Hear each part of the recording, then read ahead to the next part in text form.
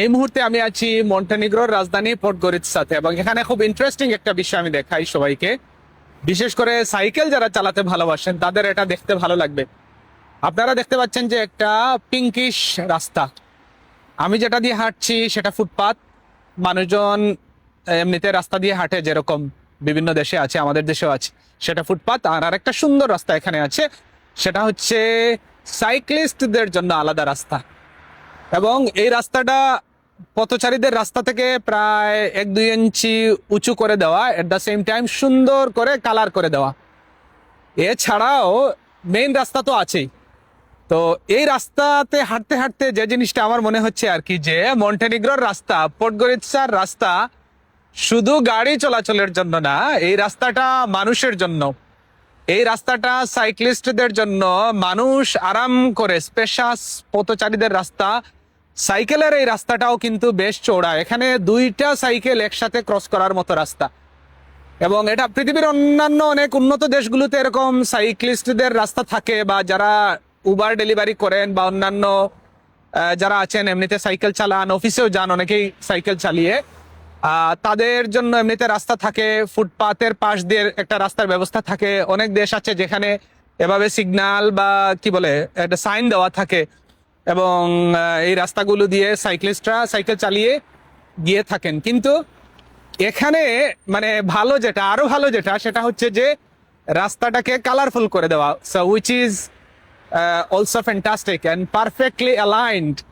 তো বিশেষ করে আমাদের দেশে সাইক্লিস্ট যারা, তাদের এটা দেখলে খুব আফসোস লাগবে, কারণ আমাদের দেশে সাইক্লিস্ট কমিউনিটির যারা আছেন অনেকেই আমি চিনি, তারা আসলে যে ওই মানে তাদের একটা দুঃখ যে তারা বনের মাধুরী মিশিয়ে সাইকেল চালাতে পারেন না, বা সাইকেল চালিয়ে অফিসে যেতে পারেন না, বা এমনিতেও বাহিরে বের হলে আনন্দ ভ্রমণের জন্য সেখানেও সাইকেলের পর্যাপ্ত রাস্তাঘাট নেই।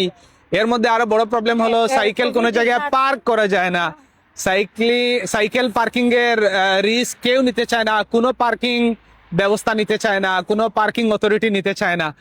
আর এছাড়াও আমাদের যে রাস্তাঘাট, সেই রাস্তাঘাটে আসলে সাইকেল চালানো অতটা নিরাপদও না, অ্যাক্সিডেন্টের একটা সুযোগ থাকে, কারণ রাস্তাগুলো হচ্ছে মোটর ভেহিকেলের রাস্তা। তো ওই রাস্তা দিয়ে যদি আপনি সাইকেল চালানোর চেষ্টা করেন, অনেক সময় একটা ঝুঁকি থাকে অ্যাক্সিডেন্টের। কিন্তু এই দেশগুলোতে বা এভাবে যদি সাইকেল চালানোর রাস্তা আপনাকে বানিয়ে দেওয়া হয়, আপনি মানে একেবারে স্কুলের বাচ্চাও কিন্তু আরাম করে সাইকেল চালাতে পারবে, কারণ খুব কম ঝুঁকিপূর্ণ।